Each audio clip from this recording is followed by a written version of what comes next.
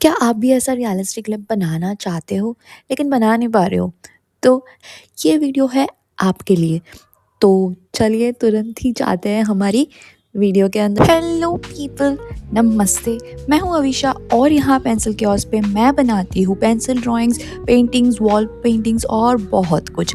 और अगर आप पेंसिल ड्राइंग सीखना चाहते हो तो पेंसिल कियोस्क को लाइक करिए, शेयर करिए, सब्सक्राइब करिए और ढेर सारे कमेंट्स करिए। आपसे मैंने ड्राइंग बना लिया है लिप का। अगर आप लिप कैसे ड्रॉ करना है वो सीखना चाहते हो तो उसके लिए ये वीडियो है मेरी, जाके देख सकते हो।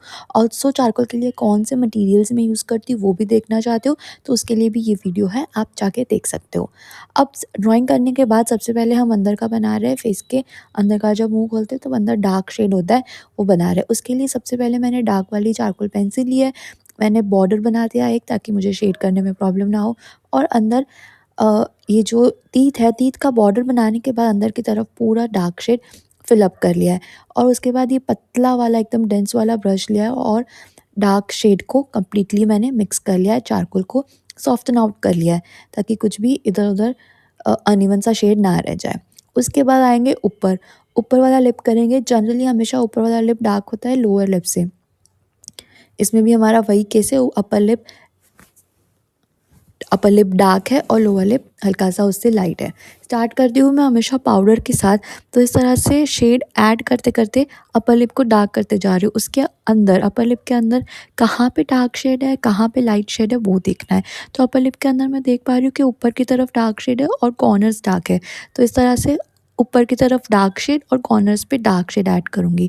और हमेशा शेड लिप में राउंड शेप में करना है। जैसे आप यहाँ देख सक रहे हो कि मैं इस तरह से राउंड में शेड कर रही हूँ, स्ट्रेट शेड नहीं कर रही हूँ, ताकि मुझे बल्जी इफेक्ट मिल सके। तो इस तरह से राउंड शेड में शेड करते जाऊँगी। ऊपर से डार्क कर लिया, कॉर्नर से डार्क कर लिया। अब नीचे की तरफ भी थोड़ा सा डार्क कर लूँगी, ताकि मुझे वहाँ पे भी डेप्थ दिखाई दे सके। लिप और टीथ के बीच में जो हल्की सी डेप्थ होगी वो दिखाने के लिए नीचे की तरफ डार्क शेड करना इम्पॉर्टेंट है।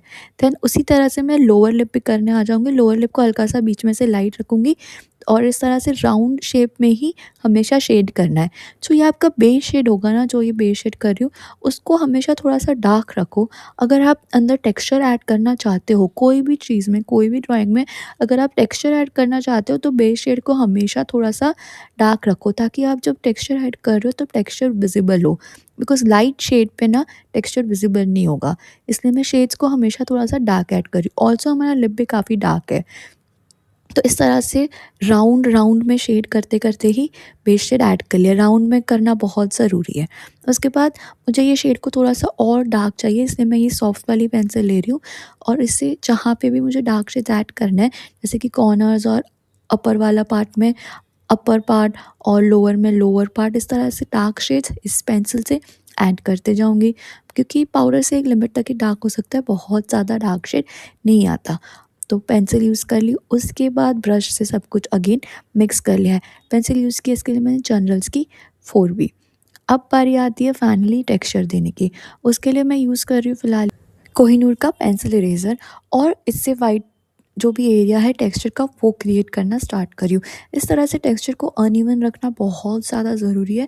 आप एकदम एग्जैक्टली सेम ना करो चलेगा। आप देख लो कि कौन से एरियाज़ लाइट है और कौन से एरियाज़ डार्क है। उसके बाद आप देख लो कि टेक्सचर एग्जैक्टली किस डायरेक्शन में जा रहा है और किस तरह से ओवरऑल कलेक्टिवली फॉर्म हो रहा है। मतलब इस वाले एरिया में मैं देख सकती हूँ कॉर्नर में थोड़ा सा इस तरह से अनइवन से टेक्सचर है। मिडल में ऊपर की तरफ से कुछ लाइंस आ रही है और नीचे की तरफ थोड़ा सा अनइवन टेक्सचर है। तो ऊपर की तरफ मैंने कुछ वर्टिकल लाइंस बना ली है, कुछ हॉरिजॉन्टल लाइंस बना रही है, जो कि लिप के अपर एज को, अपर लाइन को काट रहा है। और नीचे कुछ अनइवन से टेक्सचर्स है। टेक्सचर को जितना ज़्यादा आप अनइवन रख पाओ उतना अच्छा रहेगा, उतना वो रियलिस्टिक लगेगा। उसी तरह से नीचे की तरफ भी इस तरह से लाइंस की तरह है और बीच बीच में अनइवन सा टेक्सचर है। तो बस उसी तरह से मैंने यहाँ पे भी बना दिया है। और लोअर लिप में नीचे की तरफ भी मुझे कुछ लाइंस दिख रही है, हॉरिजॉन्टल लाइंस दिख रही है, तो मैं हॉरिजॉन्टल लाइंस बना लूँगी। लोअर लिप में ऊपर की तरफ ना हमेशा शेड को थोड़ा सा लाइट रखा हो, ताकि वहाँ पे आप अच्छे से दिखा सको डिफरेंस इनर माउथ का और लोअर लिप के बीच का। और इससे आपका लोअर लिप थोड़ा सा बल्ज भी ज़्यादा दिखेगा।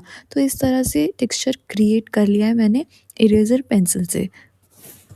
उसके बाद कैमलिन पेंसिल लूँगी, बिकॉज़ मुझे एक डार्क शेड चाहिए जिसको ज़्यादा ब्लेंड नहीं करना है। और कैमलिन की डार्क ये सॉफ्ट वाली चारकोल पेंसिल से बीच-बीच में मैं डार्क टेक्सचर्स ऐड करने स्टार्ट करूँगी। जहाँ पे भी मैंने लाइट किया है, जनरली उसके आस-पास में थोड़ा-सा और डार्क टेक्सचर्स ऐड करेंगे। दोनों में ऊपर की तरफ भी और नीचे की तरफ भी, और उसके बाद एक छोटा स्टम्प लेके इसको अच्छे से मैं ब्लेंड कर दूँगी।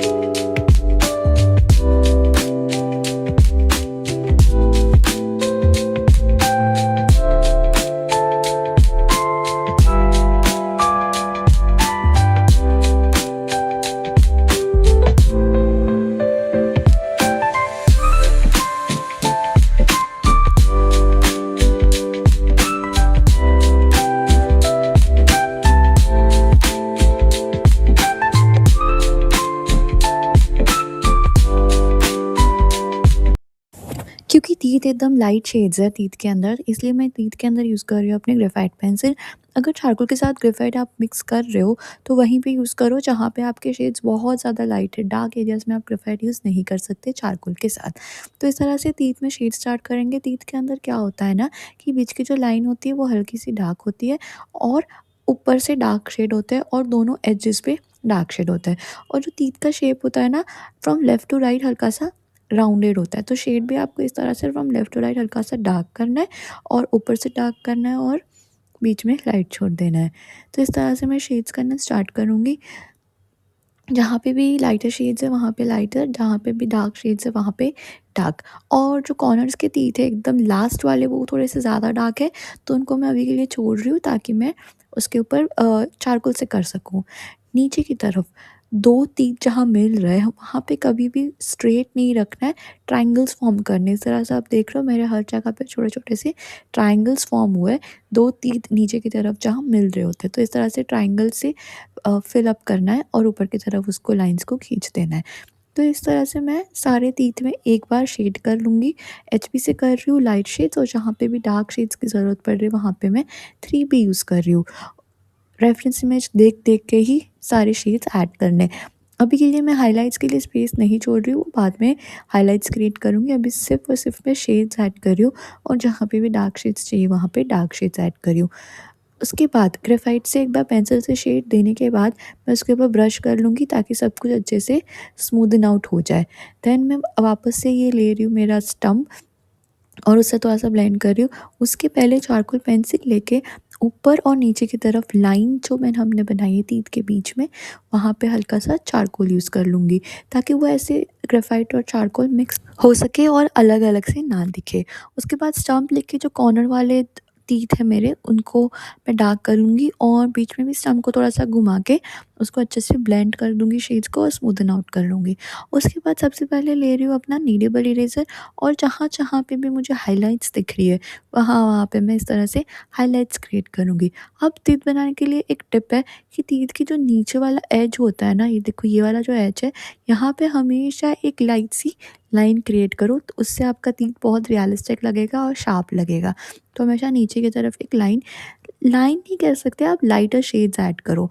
और उसके बाद एक बार सारे हाइलाइट्स ऐड करने के बाद नीडेबल इरेज़र से मैं लूँगी अपना इरेज़र पेंसिल, और उससे थोड़े से और ब्राइटर हाइलाइट्स ऐड करूँगी, और सब कुछ अच्छे से स्मूदन आउट कर लूँगी। फिर उसको दाँतों को चमकाने के लिए हम यूज़ करेंगे हमारी व्हाइट पेन। व्हाइट पेन के बिना तो कोई काम होगा ही नहीं।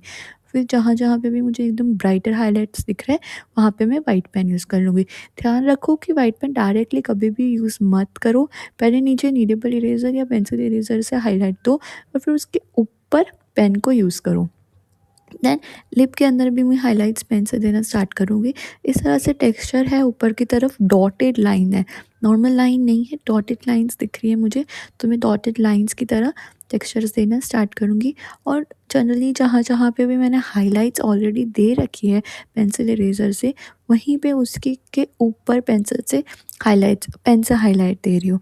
तो इस तरह से ऊपर की तरफ पेन से हाइलाइट्स दे दी, कुछ हॉरिज़ॉन्टल, कुछ वर्टिकल और कुछ नीचे की तरफ अनइवन से। देन लोअर लिप में बीच का एरिया काफ़ी ब्राइट और शाइन हो रहा है, तो वहाँ पे इस तरह से अनइवन से टेक्सचर्स हैं, कुछ वो हॉरिज़ॉन्टल लाइन्स हैं और फिर कुछ बीच-बीच में अनइवन से टेक्सचर्स है एंड देन कुछ वर्टिकल टेक्सचर्स है। टेक्सचर बनाने समय ध्यान रखो कि आप ट्राई करो कि डॉटेड डॉटेड फॉर्म में ही आप टेक्सचर क्रिएट करो, तो इससे आपका टेक्सचर अनइवन लगेगा। जितना ज़्यादा आपका टेक्सचर अनइवन होगा उतना रियलिस्टिक लगेगा। अब इसकी जो ब्राइटनेस है पेन की, उसको थोड़ी-सी और लाइटन अप करने के लिए मैं उसके आस-पास में ये इरेज़र से थोड़े से और टेक्सचर बना दूँगी। देन सब कुछ अच्छे से वापस से ब्रश घुमा के स्मूदन आउट कर लूँगी ताकि सब अच्छा सा हो जाए। कुछ हाइलाइट्स हैं उनको वापस इरेज़र पेंसिल से ब्राइट बना देंगे। फाइनल टच देने के लिए मैं वापस से डार्क पेंसिल लूँगी चारकोल, और जहाँ पे भी कुछ एरियाज़ मुझे डार्कर बनाने हैं, जैसे बीच-बीच में कुछ लाइन्स हैं, कुछ टेक्सचर्स हैं, इनको मैं डार्क बना दूँगी। लास्टली सब कुछ स्मूदन आउट करके इस तरह से बन जाएगा मेरा रियलिस्टिक क्लिप।